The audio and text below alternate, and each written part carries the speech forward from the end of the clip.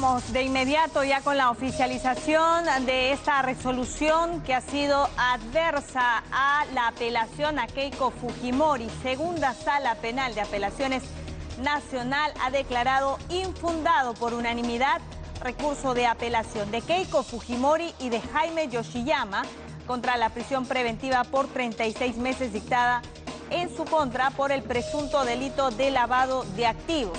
De esta manera, Keiko Fujimori continuará en prisión preventiva por lo que restan de los siguientes meses. Jaime Yoshiyama continúa sin responder a la justicia porque recordaremos que está él en el exterior. Inicialmente aducía problemas de salud, pero hasta el momento no ha retornado al Perú. ¿Qué es lo que dice esta resolución que ha sido por unanimidad del juez ponente Saguanay? Ahí tienen ustedes esta decisión que es declarar infundado este recurso de apelación contra esta resolución inicial, ¿verdad?, dada por el juez Richard Concepción Carhuancho. Lo que es una resolución extensa, son más de 100 páginas, son 116 páginas. Lo que en alguna parte de esta resolución que tiene que ver con la elaboración o el sustento finalmente para declarar infundada esta apelación presentada por Keiko Fujimori y su defensa, es que lo que se señala es que han podido verificar, dice, el peligrosísimo procesal de Keiko Fujimori.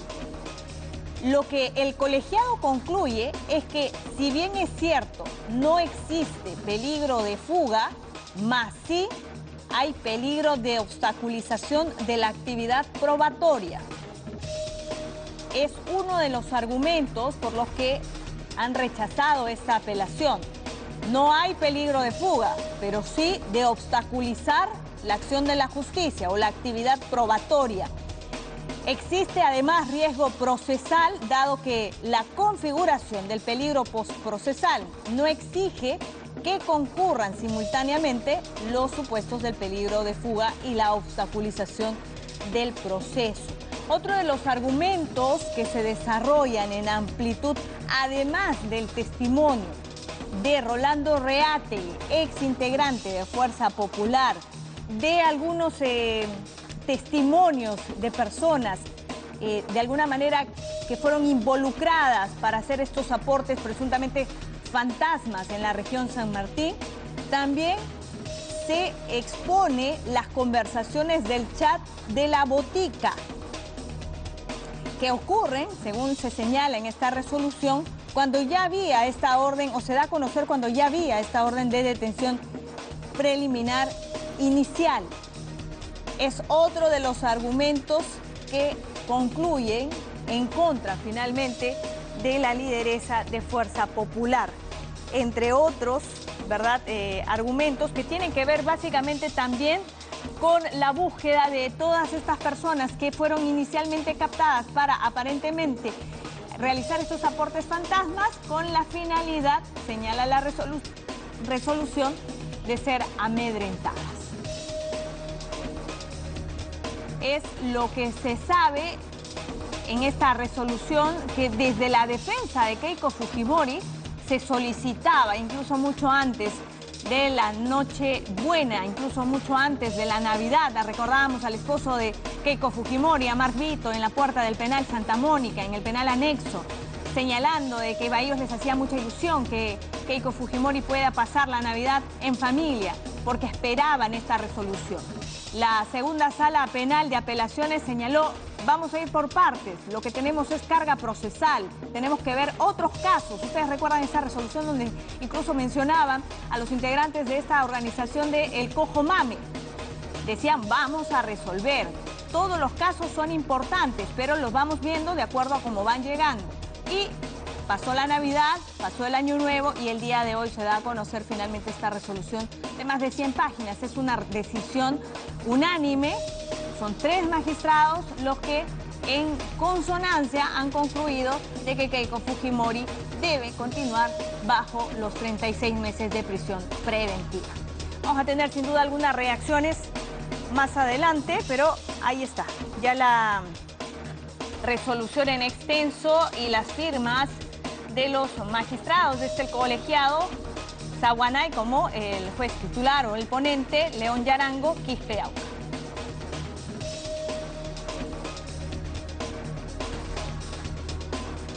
Otro de los argumentos también que se mencionan es la conducta mencionando, la conducta concreta, la actitud de la investigada Keiko Fujimori, que de alguna manera llevan a materializar, es lo que señalan los jueces, ¿no? Un riesgo razonable de obstaculización en esta investigación. Y entonces toman el detalle de las declaraciones o la manifestación de algunas personas. Por ejemplo, Zúñiga Rodríguez, ¿no? Lo que dice, hay que dimensionar la peligrosidad de la criminalidad y los problemas técnicos que plantea el derecho penal.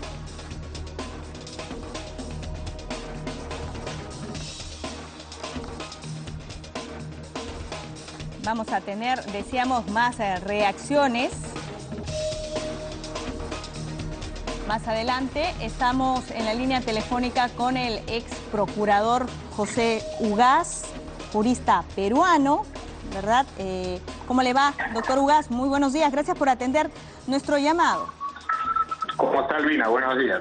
Bueno, en principio, ¿qué opinión le merece esta decisión unánime del colegiado con relación a la apelación que habían presentado desde la defensa de Keiko Fujimori para apelar esta detención preventiva?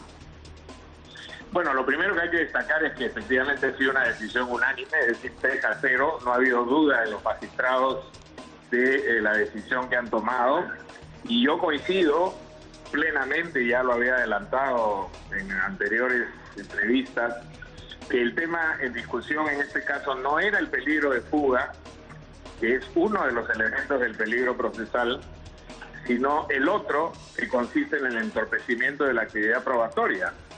Y en este caso en particular, la manipulación de las declaraciones testimoniales. Hay que recordar que la abogada de Keiko Fujimori está precisamente siendo investigada ahora con otros abogados, porque hay informantes que han señalado que fueron convocados e instruidos para ir a mentir en la investigación y por lo tanto entorpecer las indagaciones que se estaban haciendo sobre el financiamiento de esa campaña. Ya a estas alturas no cabe duda que esa campaña ha estado plagada de testaferros y de falsos aportantes.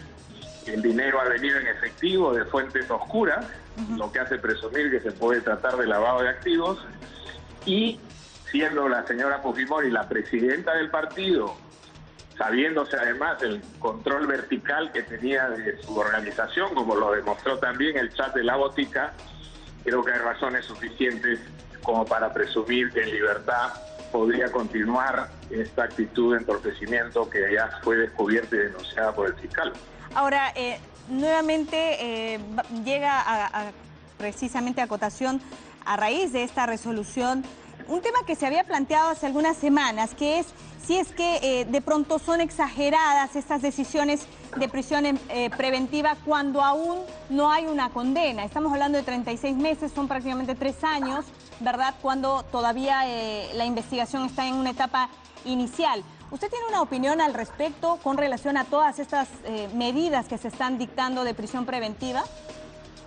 Y en primer lugar hay que señalar que la prisión preventiva es una institución procesal que existe en todos los sistemas occidentales del mundo. No es un invento peruano y por lo tanto no hay por qué extrañarse de que exista en nuestra regulación. En segundo lugar, como instrumento procesal tiene un carácter totalmente instrumental. No es una condena anticipada. Nadie está afirmando que ya existe una responsabilidad determinada y probada, sino simplemente se adopta esta medida para evitar que la investigación sea trabada en su desarrollo.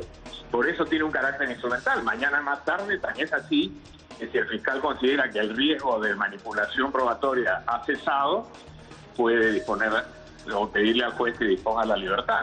Por lo tanto, yo sí creo que tiene un fundamento, está además técnicamente demostrado, hay muchísimo material escrito sobre la institución de este tipo de detención, y por lo tanto lo que hay que evitar simplemente es que se adopten medidas arbitrarias que no tengan proporcionalidad, que no encuentren justificación en los hechos, pero en esta resolución, que no he leído todavía, pero que por lo que escucho es bastante larga, 100 páginas, estoy seguro que la sala ha razonado con ponderación cuáles son los motivos por los que cree que debe permanecer esta persona en custodia, ¿no?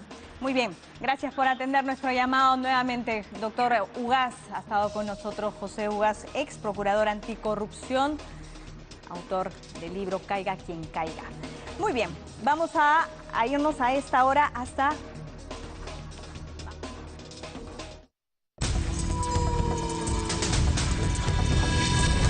Tenemos información con relación al hermano de Héctor Becerril, congresista de Fuerza Popular. Liliana Samamé, desde Chiclayo, adelante. Buenos días, Albina. Efectivamente nos encontramos en la sede principal del Poder Judicial en Chiclayo y el señor Antonio Becerril, que está involucrado por la Fiscalía en la organización criminal Los Temerarios del Crimen, se entregó a las autoridades judiciales. En este momento se encuentra a puerta cerrada con la magistrada del Cuarto Juzgado de Investigación Preparatoria, que solicitó su detención preliminar, y también con los fiscales que llevan la investigación, la Fiscalía del Crimen Organizado. Y todos estamos a la espera. Todo ha sido de un momento y con su entrega, bueno, está saliendo en este momento. Está saliendo en este momento. Liliana. ¿Qué dice el moralista, el señor Antonio Becerril, que dice de que la empresa fachada, la RD Perú, es empresa fachada de los Becerril? Señor Becerril, ¿qué decir de eso? Señor Becerril, ¿qué tiene que decir?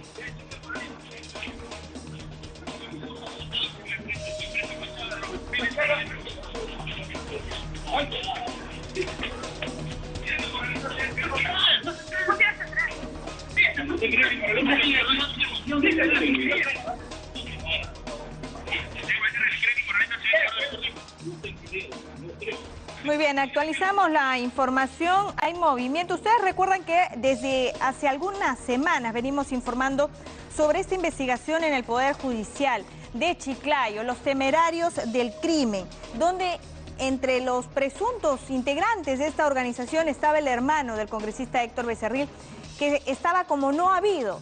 Incluso el Poder Judicial había ya establecido comunicación con Interpol para la ubicación y captura de esta persona acusada de ser integrante de esta organización, que entre otras cosas aparentemente recibían dinero a cambio de conseguir obras en la municipalidad de esta zona del país. Vamos a ampliar esta información más adelante.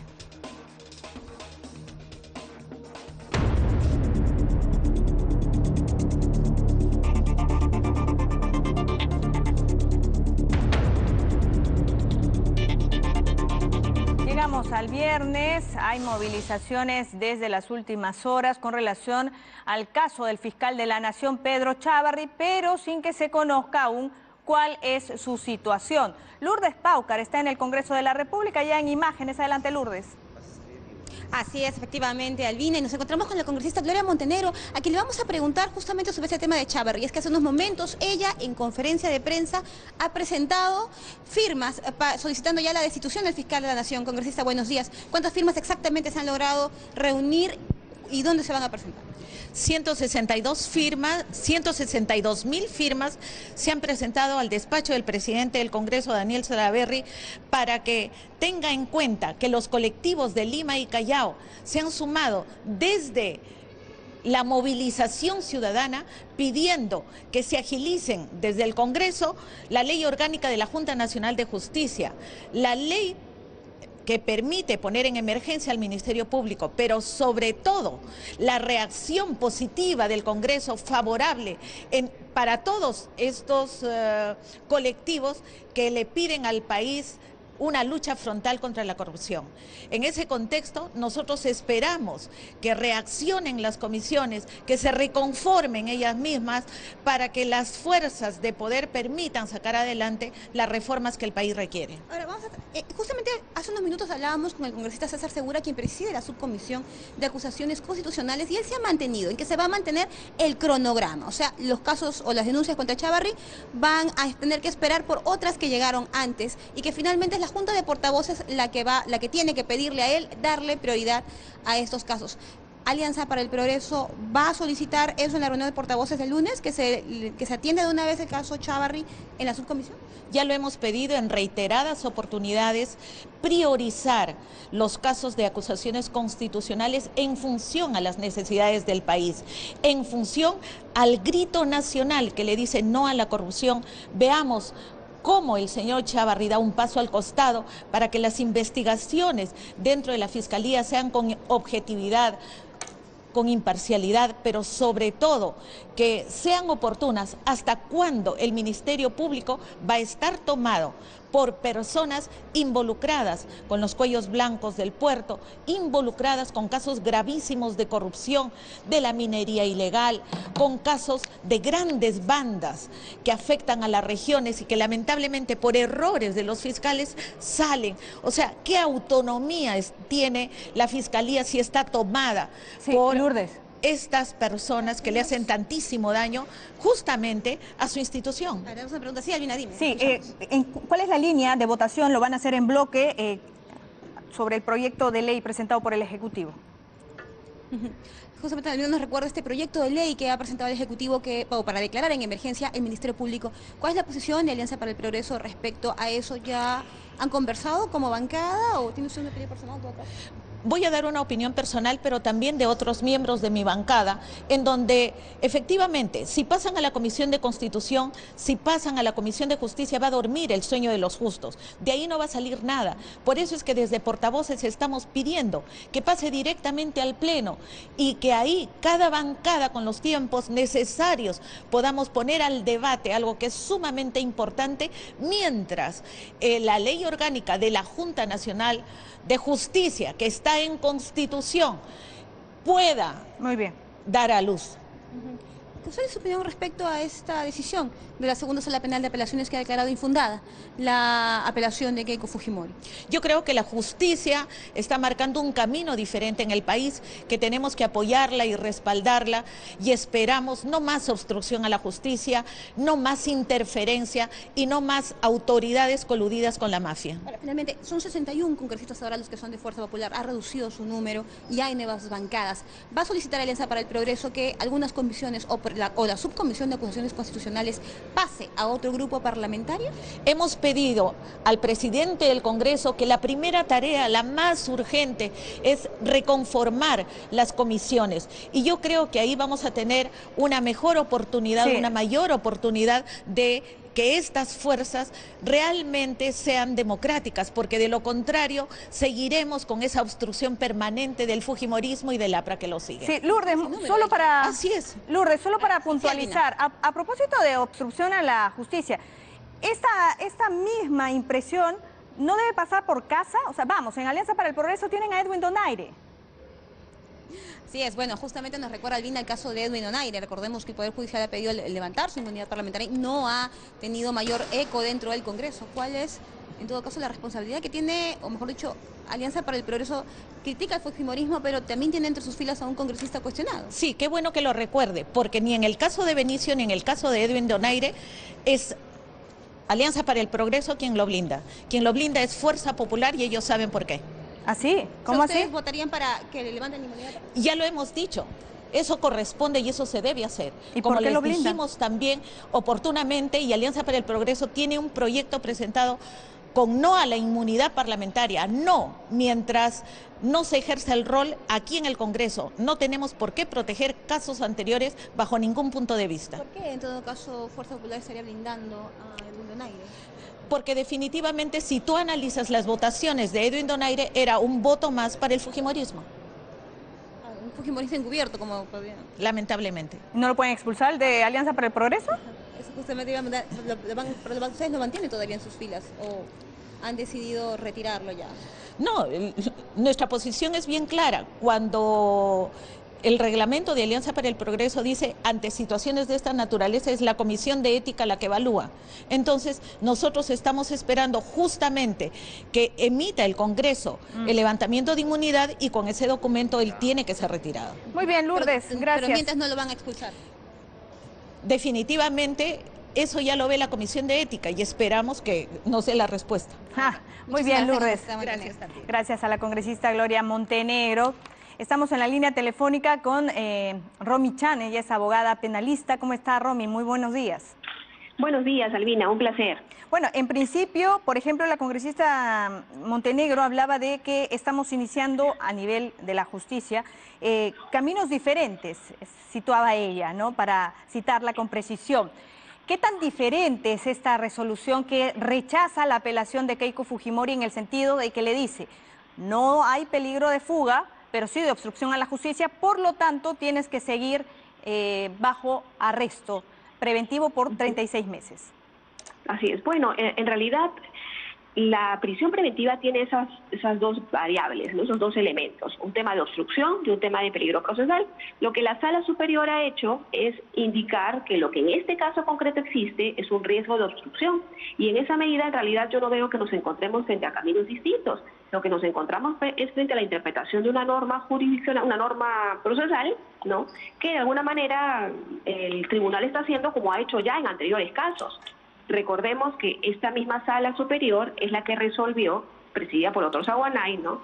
El caso Humala, donde también confirmó la prisión preventiva y que fue luego objeto de impugnación, bueno, más que impugnación, de reclamo ante el Tribunal Constitucional. Entonces yo no creo que estemos frente a caminos distintos. Hablamos de casos diferentes que han recibido un análisis distinto, pero bajo la aplicación de la misma norma que se viene aplicando con criterios similares respecto a la detención preliminar, que se da cuando existen situaciones de urgencia que ameritan diligencias indispensables de realizar y que no pueden esperar tiempo, y que por esa razón requieren de la presencia del imputado. Ahí lo que se dijo es, esto no tiene mucho sentido, sobre todo cuando Keiko estaba acudiendo a una notificación que le estaban haciendo y no se justifican realmente diligencias urgentes que ameritaran la detención preliminar. Eso es otra cosa. ¿Qué pasa? Que dentro de la estrategia del fiscal, esa detención preliminar le permitió obtener pruebas, colaboraciones eficaces o colaboradores, ¿no? Que dieron mayores alcances respecto a este riesgo de obstrucción. Y eso es lo que al fiscal le permite imponer o solicitar un pedido de prisión preventiva, que es el que ahora se está discutiendo. Y yo creo más bien que esta diferencia de criterios que ha tenido el doctor Saguanay y su sala, ¿no?, respecto al primer caso y al segundo, muestra realmente en el fondo que hablamos de una aplicación objetiva de las normas que al parecer no busca favorecer o perjudicar a una persona o a un partido político determinado, sino que simplemente responde a un criterio jurisdiccional que la sala ya tiene preestablecido. Recordando además también que el doctor Saguanay se caracteriza por ser un magistrado bastante objetivo, muy académico, que impresión del mismo. Y eso sí es posible de ser valorado judicialmente, que es lo que ha venido ocurriendo tanto en primera instancia como ahora en segunda instancia. O sea, entonces lo dice por Rolando Reategui, que era de Fuerza Popular, y una de las evidencias o las pruebas que se le requiere como colaborador o aspirante a colaborador fue la presentación de esta captura de pantalla. Así es, entonces la obtención de este chat o del texto no es ilegal, no contraviene ningún derecho fundamental, no afecta en derechos constitucionales a ninguna persona, y en esta medida sí puede ser utilizado jurisdiccionalmente, o sea, no hay ningún inconveniente con eso. Y en esa utilización jurídica, ¿cuál es la valoración? Aparentemente, de lo que se aprecia también en el chat, y me imagino, porque no he podido leer la resolución, que entiendo ya será pública en los próximos días, ¿no? Lo que ha ocurrido es que definitivamente se observan instrucciones que se venían dando en el marco del Congreso que eventualmente buscaban obstruir, ¿no?, o buscaban evitar que la justicia fluyera como tenía que fluir. Y esto, pues, se está entendiendo procedimentalmente, o por lo menos así lo entendió también el juez de primera instancia, como un acto de obstrucción. Y ojo, hay que tomar en cuenta que no es el único elemento. Claro, yo por eso le mencionaba que era uno de los tantos, porque claro, está el testimonio de todas las personas que fueron captadas para estos presuntos aportes fantasma. Romy, una pregunta final. ¿Es una condena anticipada? Perdón, no te escuché muy bien. ¿Podría ser una condena anticipada?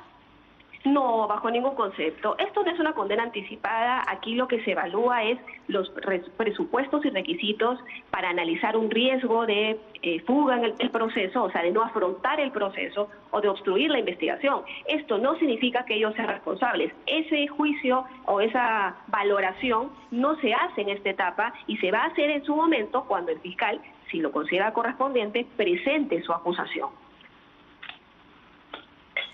Muy bien.